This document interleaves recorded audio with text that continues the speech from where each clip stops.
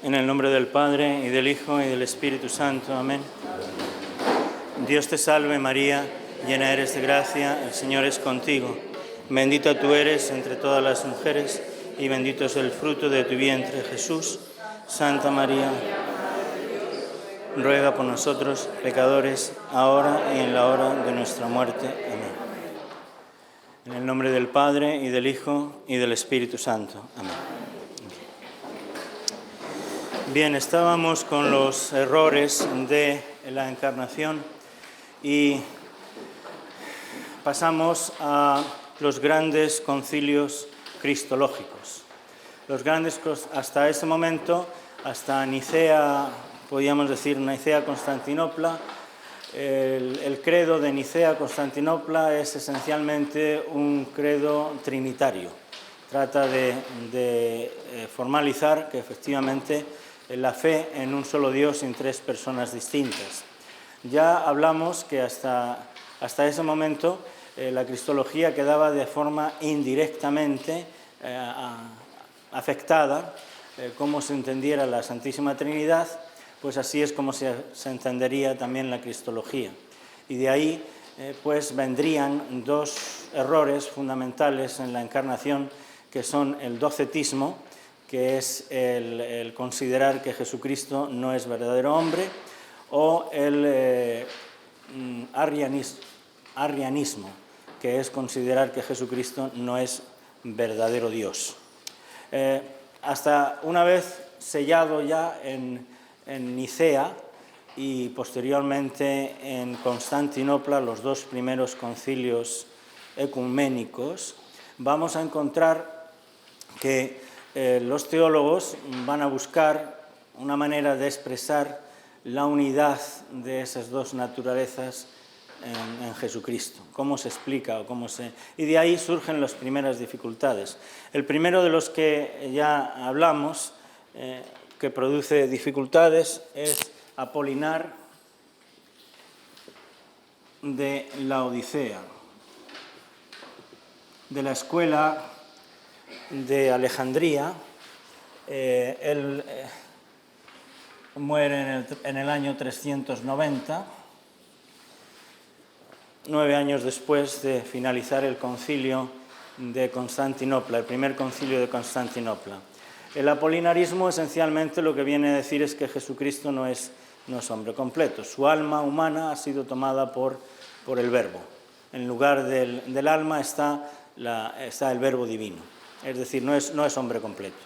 En esto, pues, los santos padres pues, lo rechazan inmediatamente y particularmente el concilio lo rechaza también.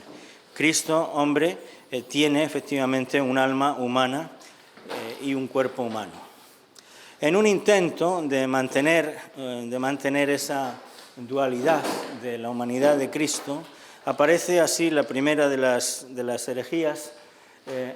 Apolinar de Laodicea es la espiritualidad, digamos, o la escuela teológica de Alejandría.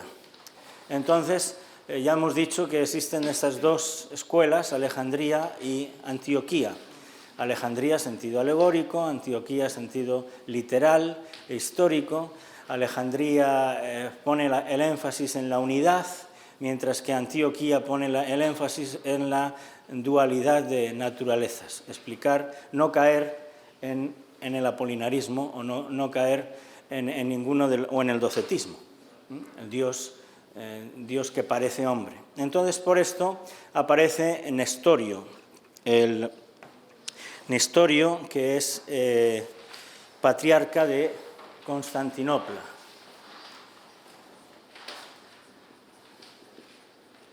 Nestorio bebe en las fuentes de dos teólogos que serían condenados, Diodoro de Tarso, con la teoría de los dos hijos, es decir, en Jesucristo está Cristo, hijo de María, y Cristo, hijo de Dios. San Cirino de Alejandría diría que es el responsable de la herejía de Nestorio. Y entonces hay en ellos una especie, en Teodoro de Tarso,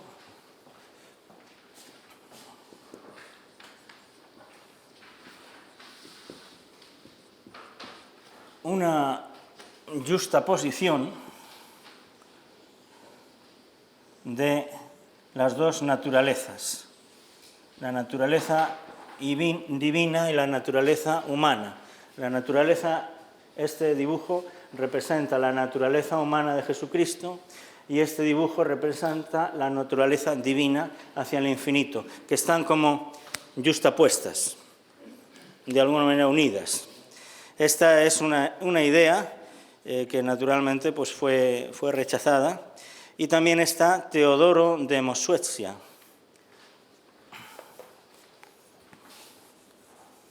otro teólogo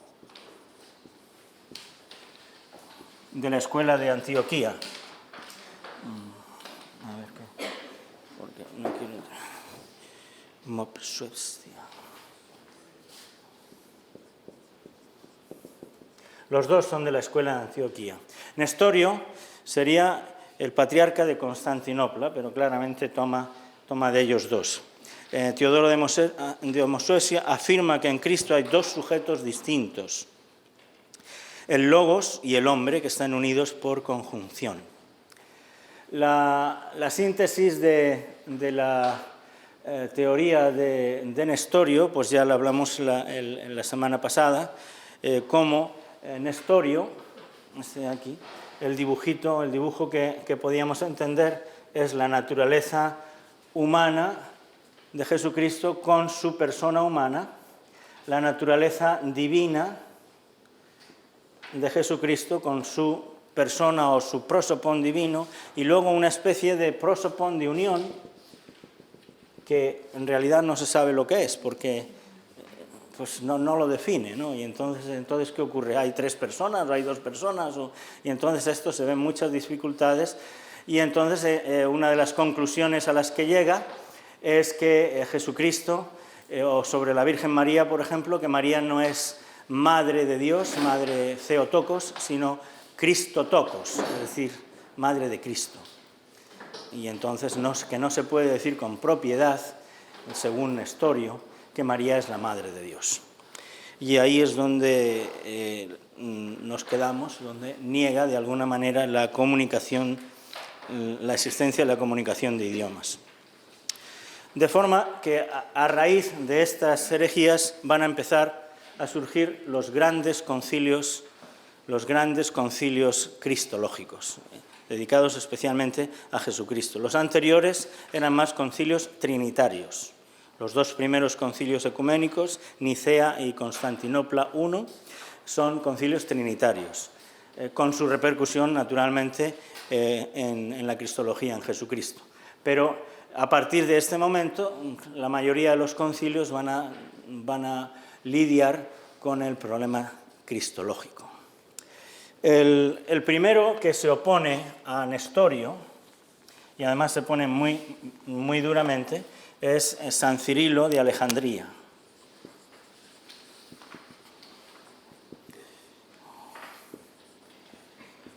De nuevo vemos cómo la teología en ese sentido va dando bandazos de un lado al otro, de Alejandría a Antioquía, de Antioquía a Alejandría, y en el centro está la doctrina de la Iglesia latina, sobre todo de San León Magno, el que le pone un poco más de balance y equilibrio a las expresiones. Además, en todas estas cosas, para los latinos, debido a las argumentaciones que se hacían unos con otros, los padres orientales le llamaban a estas cuestiones bizantinas, hasta el punto de que esa expresión de una cuestión bizantina significa el ponerse a discutir sobre algo que es de pura terminología y que en realidad no tiene una importancia práctica, podríamos decir. Y entonces para los latinos estas cosas les superaban. La teología latina es más la moral, es más la práctica, pero estas cuestiones de la naturaleza, la persona, el prosopon, el physis, la hipóstasis, todas esas cosas, pues les parecía que era eso, cuestiones bizantinas. Pero de todas formas son muy importantes porque nos enseñan a profundizar en el misterio cristológico. El primero, pues, que se opone férreamente a las tesis de Nestorio, sería San Cirilo de Alejandría, que vivió a principios del siglo V. Para él, la encarnación parte de lo divino, no de lo humano. Es el Verbo de Dios el que se hizo carne. Y lo importante, como todo teólogo de la escuela alejandrina, es poner el acento en la divinidad de Jesucristo. Y por eso se fija más en la unidad que existe en el Verbo divino, en la persona de Cristo. En Cristo, dice San Cirilo de Alejandría, hay dos physis, divina y humana completas. Es una expresión griega que podríamos traducirla por la naturaleza, dos naturalezas. Pero hay que tener en cuenta que hasta ese momento los términos no se habían delimitado totalmente. Y algunas veces unos autores utilizaban un término para explicar la persona y otras veces para explicar la naturaleza con el mismo término. Y entonces había una tremenda confusión, hasta que ya sería en Calcedonia donde se delimitan específicamente los términos. Lo veremos, si nos da tiempo.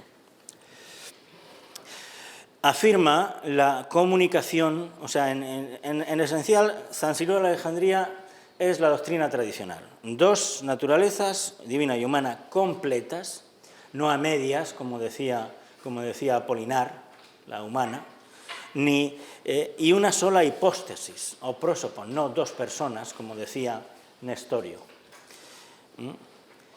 Esta afirma la comunicación de idiomas. La llamada comunicación de idiomas significa que a la persona se le pueden aplicar las propiedades de ambas naturalezas. Por ejemplo, Dios muere en la cruz, Dios sufre la pasión, Dios tiene hambre. ¿Por qué? Porque Jesucristo es Dios, y el que tiene hambre es Jesucristo. Entonces, todas las acciones se atribuyen no a la persona, sino a la naturaleza, sino a la persona. Es la persona quien sufre, es la persona quien muere, es la persona quien tiene hambre y es, por tanto, también la persona quien nace. Y entonces nace de la Virgen María. La Virgen María, por lo tanto, es Madre de Dios, porque Jesucristo es Dios, definitivamente. Es también uno de los más grandes defensores de la divinidad, de la maternidad divina de María. Para él, él enseña la teología católica, que en Jesucristo no hay más que una sola persona, la del Hijo de Dios, y que esta persona es la que María ha dado nacimiento. María da nacimiento a la persona del Verbo encarnado, y por lo tanto da nacimiento a Dios. La figura, ya que estamos hablando de figuras, pues la manera como San Cirilo lo entendería sería más o menos así. Y este dibujo expresa de que la encarnación viene del Verbo divino. Estas flechas explican que la encarnación viene del Verbo. Se unen en la persona y está la naturaleza humana de Jesucristo y la naturaleza divina de Jesucristo. Más o menos ese sería el pensamiento, gráficamente hablando, de San Cirilo de Alejandría. Bien, hay, sin embargo, algunas deficiencias en la exposición de San Cirilo. Se puede buscar que usa una fórmula que realmente le pertenece a Apolinar, creyendo que es de San Atanasio. Entonces está utilizando formulaciones para rebatir a Nestorio, que piensa que son luego se ha descubierto que los teólogos ven que no, eso no lo dijo San Atanasio, el gran defensor de la divinidad de Jesucristo contra Arrio, sino que eso lo dijo Apolinar. Entonces esas expresiones que él ha tomado, pues al final pues serían rechazables. También comete un error al utilizar una fórmula que después, posteriormente, sería entendida en un sentido monofisista, que ya hablaremos de lo que es el monofisismo. Significa una sola naturaleza, como si en Jesucristo hubiera una sola naturaleza. Entonces, sus expresiones en algunas cosas, en un momento, no son muy felices. Y, por supuesto, como hemos dicho antes, todavía no se encuentra el término adecuado para expresar la unión de las naturalezas en Cristo. De momento no tenían ese término, de dónde se unen. Y entonces estos son los pequeños fallitos que podemos encontrar, pero menores. El emperador ve que hay una tremenda discusión entre San Cirilo de Alejandría y Nestorio de Constantinopla. Cartas van y vienen, llamadas, unas tribulaciones y argumentaciones entre unos y otros. Los cristianos empiezan a estar divididos, hasta en las barberías se habla sobre si hay una naturaleza o dos naturalezas, una persona o dos personas, y entonces el emperador dice, bueno, esto se tiene que terminar, y pone a todos los obispos en Éfeso, y allí les dice, venga, hay que solucionar esto. Y entonces tiene lugar el concilio de Éfeso.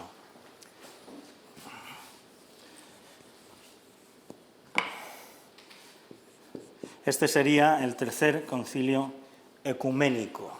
Un concilio ecuménico es el concilio de todos los obispos con el Papa. Y cuando el concilio ecuménico se reúne, tiene valor universal, sobre todo si establece un dogma de fe. El concilio de Éfeso, en el año 431, que es una pequeña ciudad en Turquía, en Asia Menor. Allí, pues, se enfrenta la polémica entre Nestorio y San Cirilo. Teodosio, el emperador, pide convocar el concilio y Cirilo comienza sin esperar a los representantes de Antioquía, Juan de Antioquía, y a sus obispos, ni a los delegados del Papa. Claro, en aquel tiempo las distancias eran muy largas. Llegar desde Roma hasta Éfeso, pues no se llegaba en 2 días, incluso desde Antioquía, que estaba más al sur. Entonces, parece ser que se retrasaron, pero San Cirilo tenía la autorización del Papa para comenzar el concilio. Además, existían, bueno, ya veremos algunas de las razones por las cuales parece que se avanza el concilio.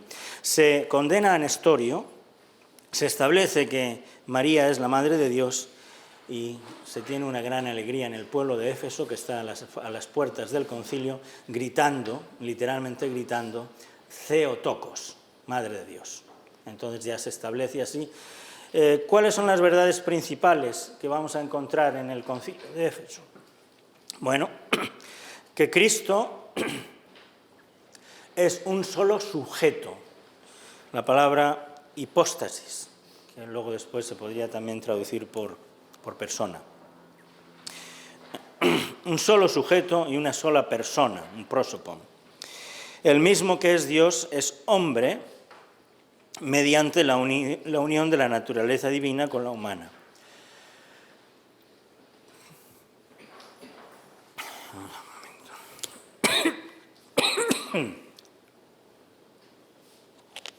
La Virgen María, Santa María, es verdaderamente Madre de Dios, porque engendró, según la carne, al Verbo de Dios hecho carne. Cristo es el Hijo de Dios y no puede afirmarse que el hombre Jesús sea un hombre divinizado o un hijo adoptivo de Dios, como decía la herejía del adopcionismo. Es decir, está simplemente recordando a Nicea.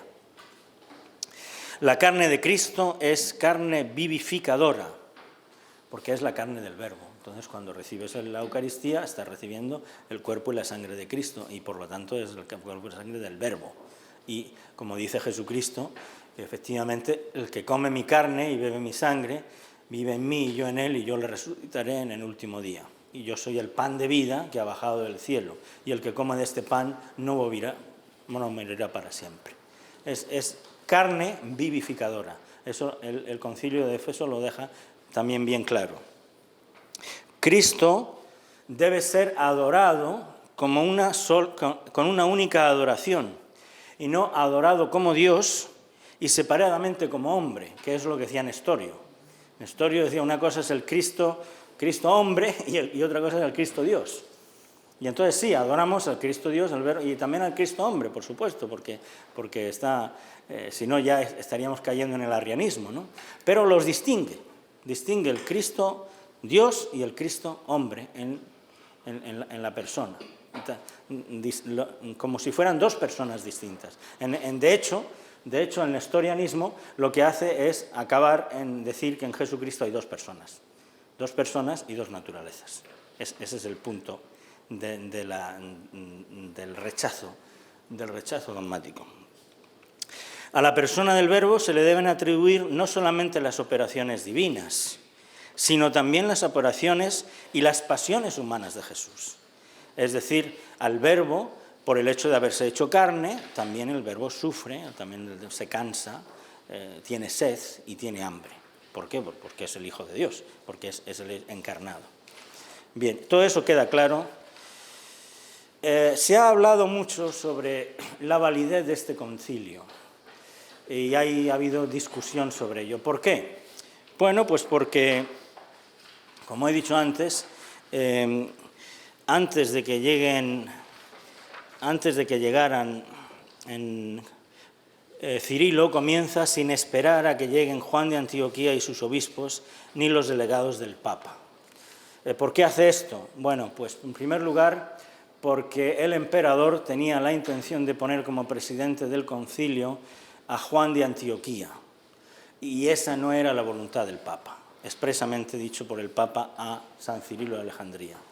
Los delegados del Papa no habían llegado, por lo tanto, él tenía la autoridad jurídica de abrir el concilio, porque el Papa expresamente le había dicho en el concilio romano del 430, es decir, un año antes, en el cual se había condenado a Nestorio, ahora quería que se condenara en la Iglesia Universal, en Éfeso. Y entonces San Cirilo iba con mandato del Papa.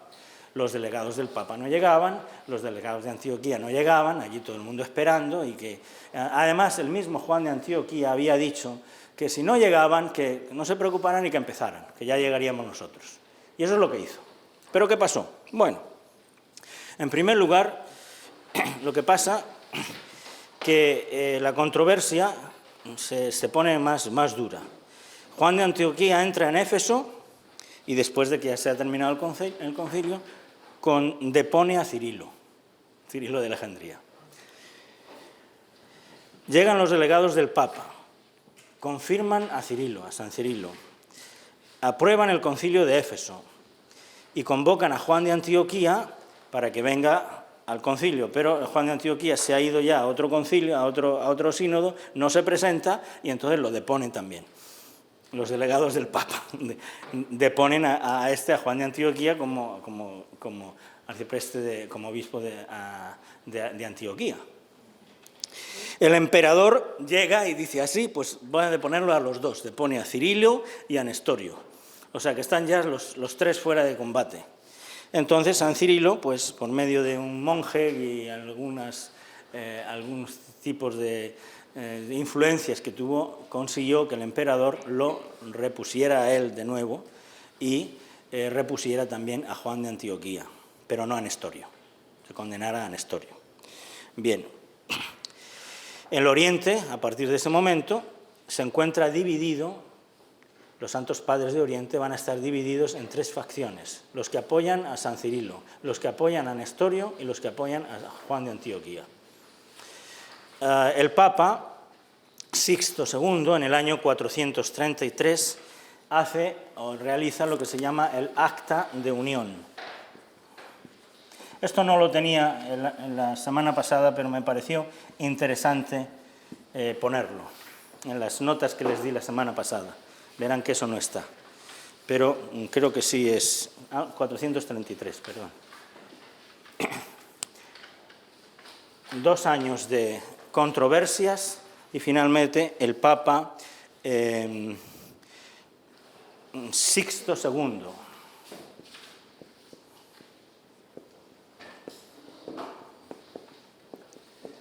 ¿Qué sucede en este acta de unión? Bueno, pues ahí todos los obispos de la Iglesia Oriental, junto con el Papa, afirman la validez del Concilio de Éfeso.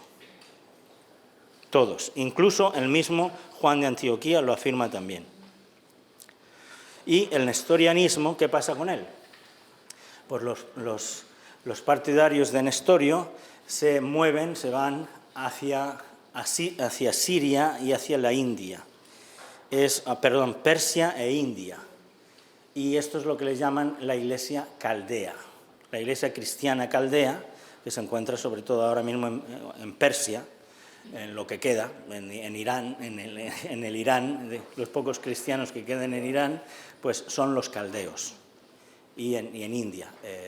Entonces, los que van al rito malabar, pues también de alguna manera, pero es rito malabar no porque no tiene esa coincidencia, pero lo que la Iglesia caldea se llama, cuando se entiende, se refiere a eso, en realidad son nestorianos, es decir, practican entienden la divinidad de Jesucristo de esa manera, como dos personas humanas y dos personas en Jesucristo, persona humana, persona divina, dos naturalezas, naturaleza humana, naturaleza unida, unidas de alguna manera en esa persona de unión. Pero así es como lo entienden ellos. Las conclusiones, pues, que en Cristo hay un solo yo, no hay dos yos, dos sujetos. Y ese yo es, además, divino, no es humano, es divino. Que la Virgen es Madre de Dios y que la comunicación de ideas, de idiomas, quiero decir, que es la atribución que se hace de funciones de la naturaleza humana o de la naturaleza divina, se aplican a la persona.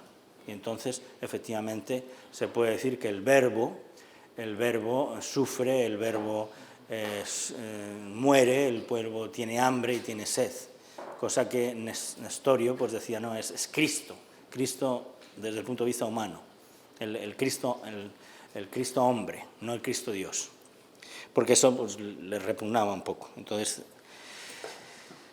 hasta ahí estamos con la resolución del tema de Nestorio. Y entonces entramos en otra crisis, la crisis monofisista.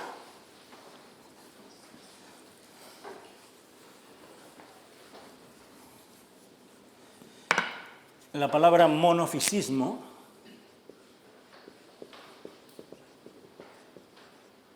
significa una naturaleza.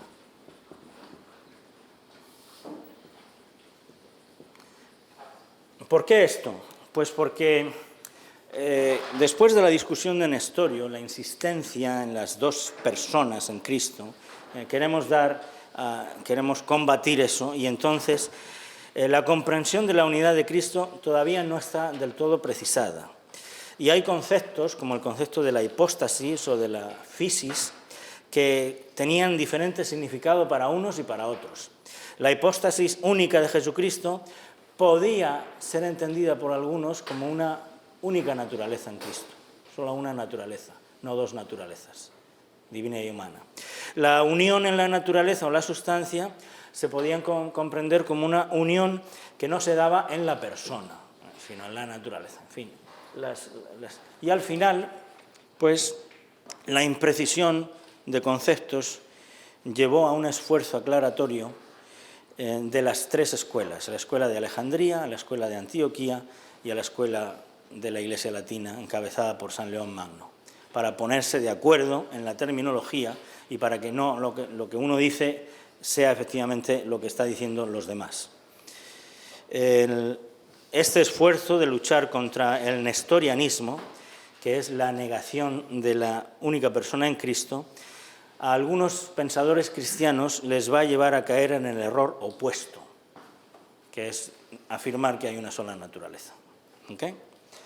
Entonces, como he dicho antes, vamos dando bandazos. Ponemos el énfasis en la distinción y entonces llegamos a decir hay dos personas. Ponemos el énfasis en la unidad y decimos no, hay una sola naturaleza. ¿Cómo se explica esto? Bueno, en primer lugar, hay que entender también, otra de las notas que ponemos aquí, distinguir entre el monofisismo real, que es una herejía, es decir, afirmar que en Jesucristo hay una sola naturaleza, y el monofisismo verbal. El monofisismo verbal es las expresiones inadecuadas de algunos santos padres y algunos teólogos, pero que en realidad no querían decir que hubiera una sola naturaleza, pero por las expresiones se podía entender. Y eso es lo que se le llama el monofisismo verbal. El que está condenado es el conceptual, el formal, que es el real. El primero que aparece es Eutiques. De hecho, al monofisismo se le conoce así, como el monofisismo de Eutiques. Eutiques, patriarca de archimandrita de Constantinopla, del año 378 al 454, ¿verdad? Bueno, ¿qué tenemos que decir de Eutiques? Pues, apoyándose en las teorías de San Cirilo de Alejandría, las interpreta en sentido apolinarista. Es decir, Apolinar, nos recordamos que lo que hacía era quitar el alma de Jesucristo, el alma humana, y poner ahí al verbo. Es decir, tendiendo hacia la unidad. Probablemente se podría decir que era más ignorante que malicioso. El Papa San León Magno lo llama multum imprudens et nimis imperitus senex, que se podría traducir por anciano imprudente e ignorante. Un anciano muy imprudente y muy ignorante. Así es como lo llama el Papa San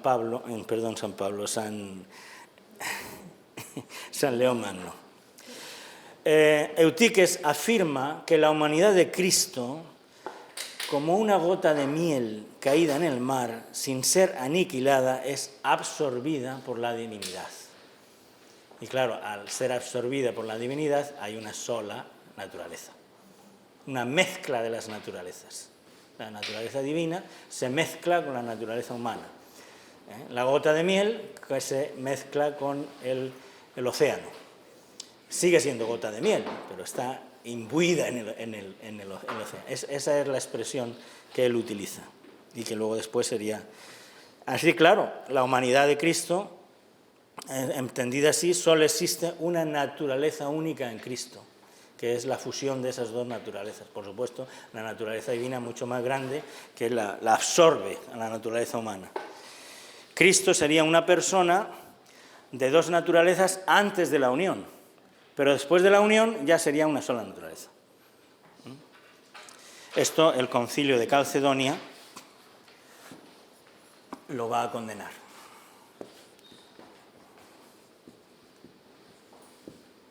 En el 541, los nombres 451.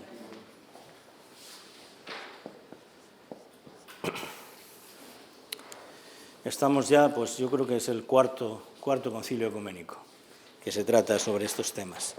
De aquí viene lo que se llama el símbolo calcedonense. Ya se van perfilando más los términos. Unicidad de persona y dualidad de naturalezas, sin división, sin separación, sin cambio, sin confusión. Cada naturaleza tiene todo está completa. Consustancial al Padre en la divinidad y consustancial a nosotros en la humanidad. Es decir, en Nicea se aplica o se afirma la consustancialidad del Padre y del Hijo, y luego en Constantinopla se afirma la consustancialidad del Padre y del Espíritu Santo, porque también habían los que negaban la divinidad del Espíritu Santo. Afirmar la divinidad del Hijo, es decir, es consustancial al Padre. Afirmar la divinidad del Espíritu Santo, es decir, es consustancial, el Espíritu Santo es consustancial al Padre. Bueno, Constantinopla afirma la consustancialidad del Hijo y del Padre. Calcedonia afirmaría la consustancialidad del hombre Jesús con nosotros, con la naturaleza humana. Es decir, consustancial a nosotros significa que tiene la misma naturaleza que nosotros, tiene naturaleza humana. Este es, digamos, el punto de diferencia o cómo se avanza en la teología a este respecto. Contra Nestorio, por ejemplo, el Concilio de Calcedonia dice que las naturalezas en Cristo no se pueden ni separar ni dividir. y que están unidas en el Verbo. Y contra Eutiques, que ambas naturalezas permanecen en mutua coexistencia, conservando cada una sus propias cualidades. Eutiques las junta, Nestorio las separa. Y el Concilio de Calcedonia dice, no, están unidas en la persona. Y cada una naturaleza es completa. ¿Okay? Sin división, sin separación, sin cambio, sin confusión. Todo esto se debe a la profundación, aparte ya de Calcedonia, se va haciendo una profundación teológica del dogma. Uno de los primeros que aparece en este sentido, y que es la definición clásica de Boecio. Boecio, que él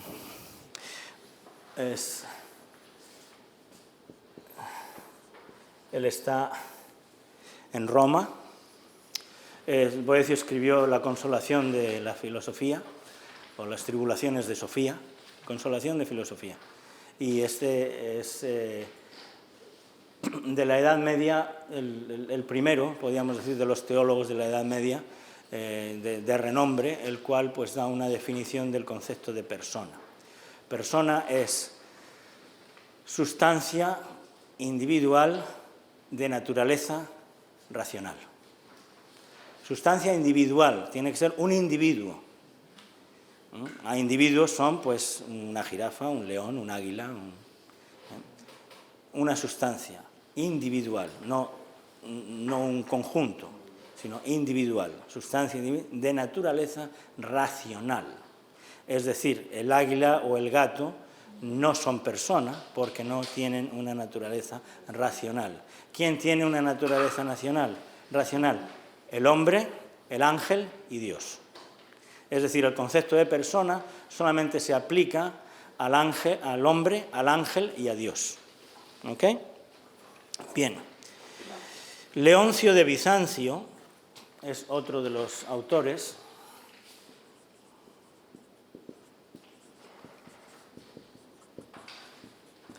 También profundiza en el Concilio de Calcedonia y, bueno, entre una de las cosas que dice es que el hecho de que Cristo tenga una naturaleza humana no implica que tenga que tener una persona humana.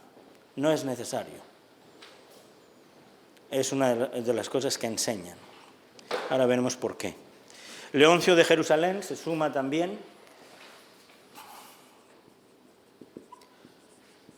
De él no he encontrado más que es de la fecha de su muerte, ¿no? Más que es del siglo VI, o sea, todos son del siglo VI, ¿no? Y Leoncio de Bizancio es del 543. Es decir, son posteriores a Boecio, pero van profundizando en esta idea. En Cristo, o sea, en conclusión, la naturaleza humana del Verbo, siendo perfecta, no tiene una hipóstasis humana, sino divina. En Jesucristo no hay una persona humana, sino una persona divina. ¿Esto significa una falta? Pues no. ¿Qué es la naturaleza? La naturaleza es lo que es, responde a lo que es. ¿Qué es la persona? Respondería a quién es, más o menos. ¿Okay? La persona es, como hemos dicho, según la definición de Boecio, que todavía se mantiene hasta nuestros días, es sustancia individual de naturaleza racional. La naturaleza se mantiene en la persona. Si no hay una persona que mantenga esa naturaleza, esa persona no existe. Como habíamos hablado el otro día, hay naturalezas que no tienen una sustancia individual que los mantiene, que son los entes de razón. Por ejemplo, el Pegaso.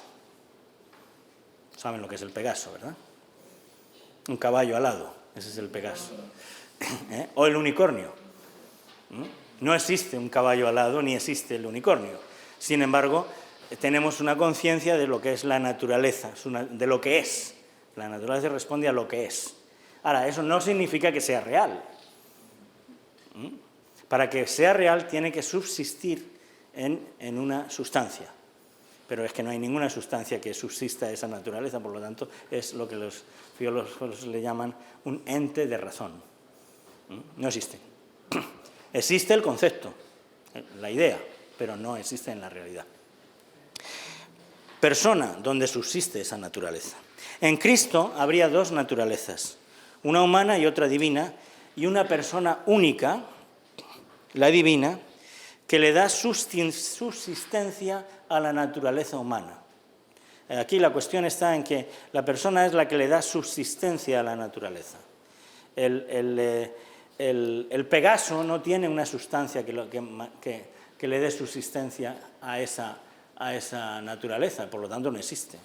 Pero la naturaleza exige la existencia de una persona, pero esta puede ser realizada por una persona divina. Una persona divina puede mantener la subsistencia de una naturaleza humana. ¿Por qué no? Si es divina, además. Además es superior. La persona humana es siempre superior. La persona divina es siempre superior a la humana. Por eso no es ningún menoscabo el hecho de que Jesucristo no sea persona humana, sino que sea persona divina, en la cual subsiste una naturaleza divina y una naturaleza humana, las dos. Resuelto el problema, más o menos. Bien, varios años más tarde tiene lugar el Concilio de Constantinopla, después de toda esta elaboración teológica. Constantinopla, segundo Concilio de Constantinopla. En este segundo Concilio de Constantinopla, en el 553, estos términos se han desarrollado ya bastante, precisa y aclara lo dicho en Calcedonia, e introduce la fórmula unión hipostática, la unión en la hipóstasis, en la persona, como dogma de fe. Se deja bien claro que la unión entre las naturalezas no se hace en la naturaleza, sino en la persona. ¿Ok? La unión de las naturalezas no es en la naturaleza, sino en la persona, en la hipóstasis. Y a eso se le llama el concepto de la unión hipostática. Es decir, es un concepto que aparece en Constantinopla, el segundo Concilio de Constantinopla. Bien. Parece que sí que nos da tiempo a continuar. El esquema es un poco más largo que la otra vez, pero es que he preferido poner más. Es que estos datos son muy difíciles y tenerlos todos en la cabeza, entonces yo he preferido ponerlos por escrito. Y además, si alguno tiene alguna duda de lo que yo he dicho o me he equivocado en decirlo, está aquí puesto para que lo puedan seguir. Bien, parecería que ya ha terminado todo, pero no es así. Todavía tenemos más problemas.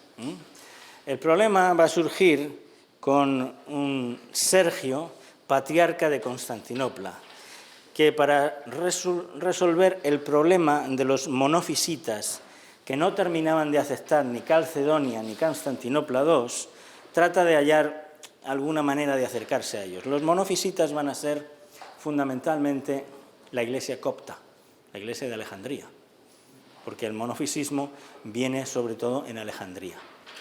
¿Okay? Y entonces, pues el patriarca de Constantinopla dice, bueno, vamos a buscar una manera de acercarnos a ellos. ¿Y cómo lo hace? Pues propuso que más que insistir en la doble naturaleza de Cristo, como hace en Canceroy, unida en la persona, en la única operación de Cristo, que proviene de la única persona, más que estar insistiendo tanto en la única persona, lo que vamos a hacer es aceptar que efectivamente, por lo menos al principio, en Jesucristo hay dos voluntades inconfusas, pero solamente un tipo de operaciones. A la hora de operar, ¿quién manda? ¿Quién manda? Pues la persona.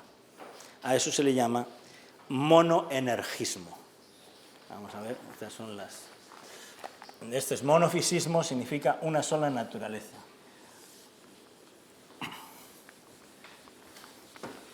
A la hora de operar, el verbo, según él, aquí estamos en monoenergismo y el monotelismo, que es una consecuencia de este. El patriarca se llama Sergio de Constantinopla.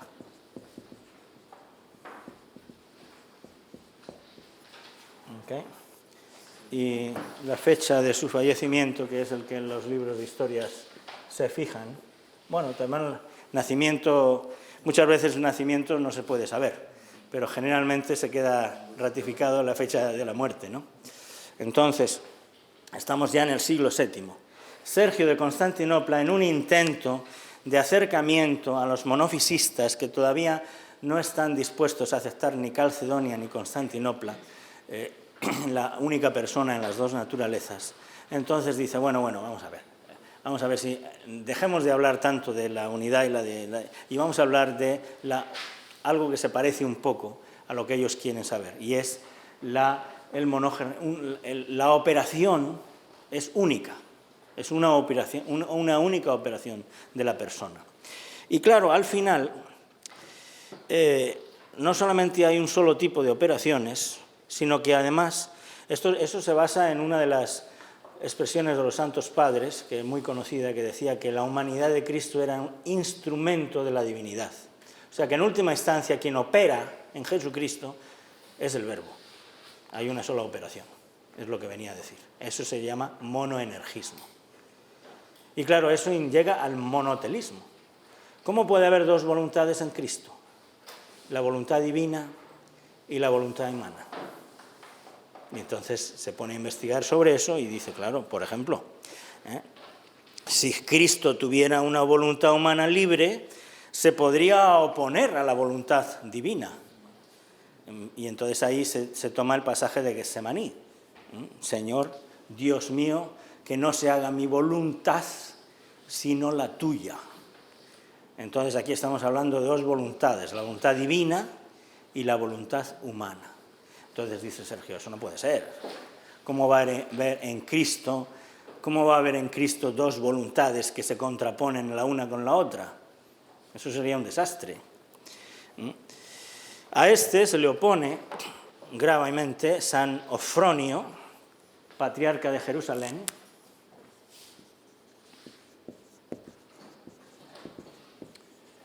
Es la primera vez que sale un obispo patriarca de Jerusalén en lo que estamos viendo. Si se dan cuenta, aquí están siempre Alejandría, Antioquía y Constantinopla.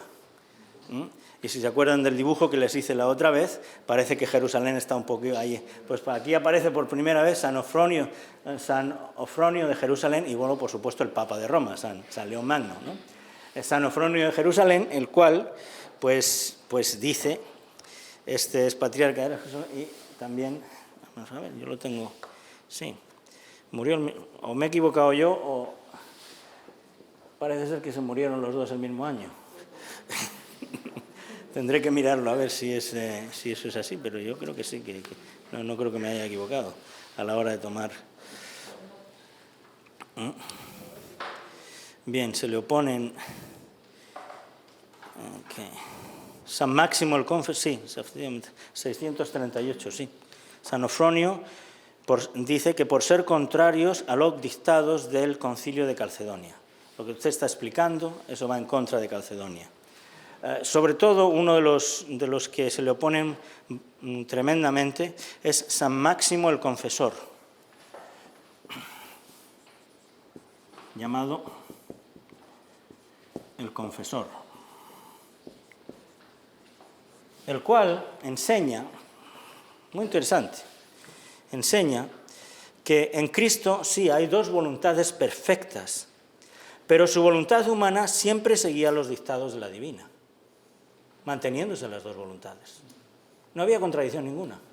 La voluntad humana siempre seguía la divina y sigue siendo libre, porque la voluntad es que tú decidas hacer una cosa. Entonces, cuando tú sabes que, por ejemplo, la obediencia de Jesucristo. La obediencia de Jesucristo, por el hecho de que Jesucristo sea obediente, no significa que no sea libre. Yo elijo libremente ser obediente. Es decir, el que los hijos sean obedientes a sus padres no es una pérdida de su libertad, sino sencillamente es ejercer su libertad. Es decir, bueno, yo tomo la decisión de obedecer a mi padre. Es un ejemplo un poco burdo, si se quiere, ¿no?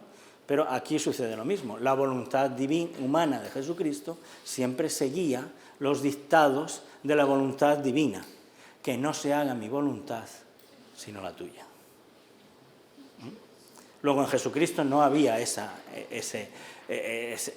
polémica de decir, y tampoco el hecho de que la voluntad humana de Jesucristo siguiera siempre a la divina menoscababa en modo alguno la libertad de la voluntad humana. Seguía ejerciendo su voluntad, su libertad.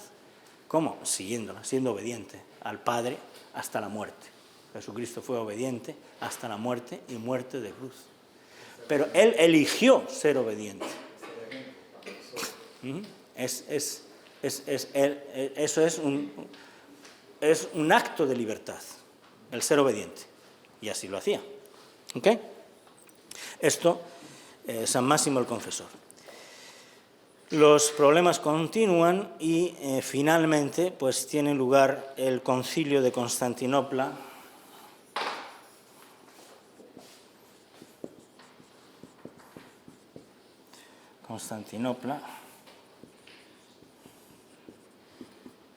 Tercer Concilio de Constantinopla.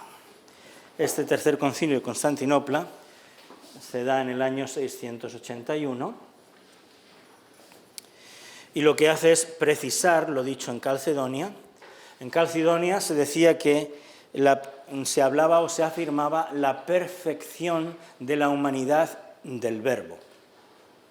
Bueno, en Constantinopla tercero se afirma la perfección de su voluntad humana. Efectivamente, Jesucristo tenía una voluntad humana y libre. ¿Okay? Enseña, fíjense en qué cosas más curiosas, enseña que la salvación fue voluntad de toda la Trinidad, eso es cierto, fue toda la Santísima Trinidad la que decidió salvar a los hombres, pero también de la voluntad humana de Cristo.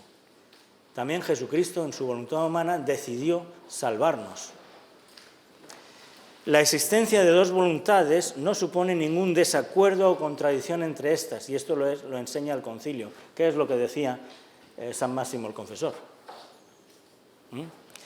Las dos voluntades de Jesucristo están unidas y no están mezcladas o confundidas. Están unidas en la persona, pero no están mezcladas o confundidas, como sería un intento de monofisismo. Son dos voluntades distintas. Que luego a la larga, como decía, y eso es lo que pasó, el Papa Honorio, esto no lo he puesto aquí, pero vamos, el Papa Honorio, que es el que estaba en ese momento, pues entendió, trató de conciliar lo de Sergio, y de hecho pues el Papa Honorio pues dijo, pues sí, esto que dice Sergio, al final, a fin de cuentas, la voluntad humana de Jesucristo sigue siempre la voluntad divina de Jesucristo.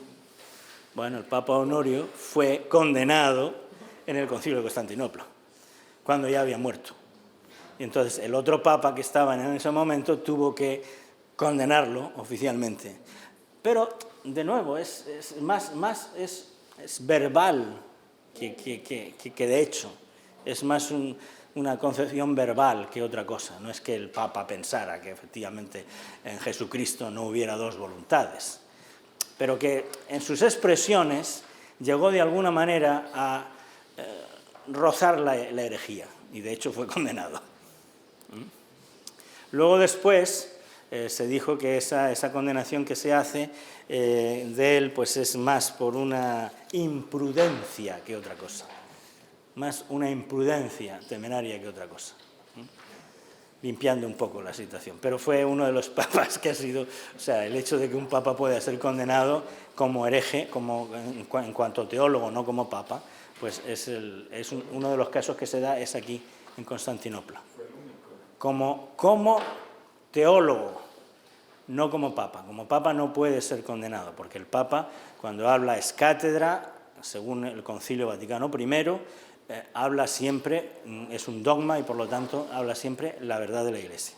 Cuando habla es cátedra, pero cuando habla como teólogo puede equivocarse. De hecho, aquí hubo un caso en que se equivocó. Y el siguiente papa es el que lo condena, porque nadie puede condenar al papa. nada más que otro papa. Es la autoridad máxima. No hay ninguna autoridad que ahora mismo pueda decir que un papa sea hereje. Solamente otro papa puede hacerlo. Y esto es lo que pasó en este caso. Es más, incluso lo desenterraron y todo. Lo pusieron allí en fin, una cosa un poco teatral, no sé si se quiere, ¿no? Pero vamos, eso es al margen. No lo había puesto aquí porque no me parecía así, pero en fin, es una cuestión que se desarrolló. Lo que sí que está claro, pues, que con todos estos concilios llegamos a que efectivamente en Jesucristo hay dos naturalezas completas y perfectas, dos operaciones completas y perfectas, que la salvación ha sido operada también por la voluntad humana del Verbo, no solamente por la voluntad divina. La voluntad divina decide que va a salvar y entonces el Verbo pues no le queda más remedio que hacerlo porque está subyugado. No, es también el Verbo decide, la voluntad humana también decide la salvación libremente y además se dice que tiene valor de definición, es un dogma. Por lo tanto, el que lo niegue está fuera de la Iglesia. Deja pues claro que la unión de la naturaleza humana con el yo divino no despoja a la naturaleza humana de ningún aspecto hasta el último acto de su voluntad. ¿Okay? Es verdaderamente una voluntad humana, una naturaleza humana completa, es lo que va a entender. Y con esto se chascan todas estas herejías antiguas. Aquí, con este concilio, pues se podría decir que ya se terminan estas discusiones, pero todavía surgen dos casos más que quisiera ya seguirlos en la próxima clase, que es el concilio de Nicea, el cual pues es otro tema ya un poco distinto a este, pero que tiene que ver con la encarnación, que es el problema de los iconoclastas. Los iconoclastas son el emperador que decidió pues acabar con las imágenes. Entonces lo que hizo fue, porque decía que las imágenes no pueden representar a Dios y a Jesucristo tampoco. Entonces la teología dice, no, si no representas a Jesucristo de alguna manera estás negando la encarnación. Tiene su representación, y luego todos los concilios de la Iglesia prueban que sí que se puede representar. Esto estamos hablando del siglo VIII, en el año 700 y pico, cosa que en nuestros días ha vuelto otra vez. Los mismos argumentos que se hacían antes son los mismos argumentos que ahora nos hacen en algunas confesiones cristianas contra las imágenes. Y de hecho en la Iglesia griega, la Iglesia ortodoxa, no tiene imágenes, tiene iconos, pero no tiene imagen tridimensional. Pero si nos damos cuenta, la imagen tridimensional es la bidimensional, pero subida a tres dimensiones. Viene a ser lo mismo. Si rechazas la tridimensional, deberías de rechazar la personal, la bidimensional, los colores. Entonces, ya lo veremos eso, porque eso también trajo bastantes años de controversias, podríamos decir, en la Iglesia oriental sobre todo. Muchas veces era empeño del emperador. El emperador, y bueno, hubo persecuciones, hubo muertes, hubo destrucciones de iglesias y muchas, sobre todo en Oriente. La Iglesia siempre defendió que se podía perfectamente representar a Cristo, representar a la Virgen, representar a los santos. Pero eso lo veremos en la próxima clase. En el nombre del Padre, del Hijo y del Espíritu Santo. Dios te salve María, llena eres de gracia, el Señor es contigo, bendita tú eres entre todas las mujeres y bendito es el fruto de tu vientre Jesús. Santa María, Madre de Dios, ruega por nosotros pecadores, ahora y en la hora. En el nombre del Padre, y del Hijo y del Espíritu Santo. Amén.